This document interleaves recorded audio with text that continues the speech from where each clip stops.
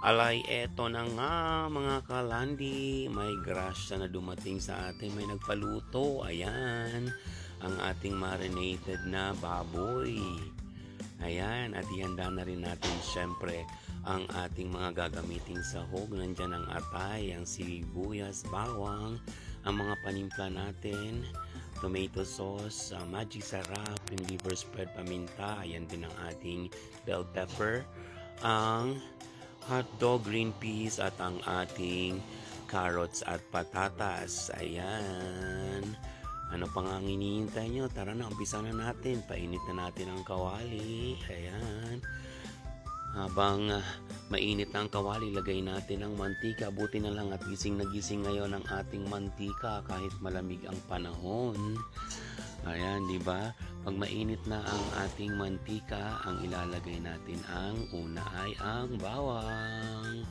Ayan, again, nasa inyo kung anong gusto nyong unahin, kung bawang ba o sibuyas. Ayan, antayin natin muna maging brownish ang ating bawang bago natin ilagay ang sibuyas. Ayan, gisahin muna natin ito guys para naman medyo maluto siya ng konti at maging masarap ang paghalo natin mamaya. Ayan na, ilagay na natin ang ating marinated na baboy. Ayan, madami-dami nga ito guys dahil alam nyo na, isang barangay na naman ang kakain ng ating recipe for today's video. Ayan, diba, dagdagan natin ng konting tubig. Hugasan natin ang ating pinagbabara ng baboy. Ilagay na rin natin ito. Halo-haloin natin ito ng konti. Huwag naman nating hayaang mahilo ang ating baboy. Sabay takpan muna natin ito para maluto ang ating baboy. Ayan na. Since kumukulo na nga siya, mga kawandi, lagyan muna natin ito ng cube. 4 cubes. Sabay lagyan natin ng asin. Ayan, asin ang ginamit natin mga kalandi para naman manuot ang lasa niya sa ating nilulutong baboy. Okay, so pagkatapos niyan, lagay natin ng magic na pampasarap, ang magic sarap. Konti lang nilagay natin. Ayan, ang magic sarap na wala pa rin pinapadala hanggang ngayon. Char. Lagyan na rin natin ng paminta. Ayan, shoutout sa aking mga kaibigan diyang pamintuan. Hello sa inyong lahat. Ayan, takpan natin para manutang lasa ng ating mga panimpla.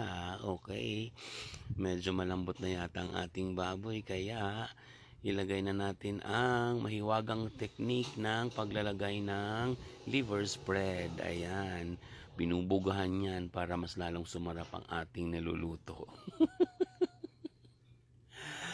Pagkalagay natin ng liver spread, isunod na natin ang ating pampabango. Ang ating atay muna. Ayan, lagay natin ang atay. Ayan, syempre, halu-haluin natin ng konti. Bago natin isunod naman ang pampabango, ang ating bell pepper. Ayan.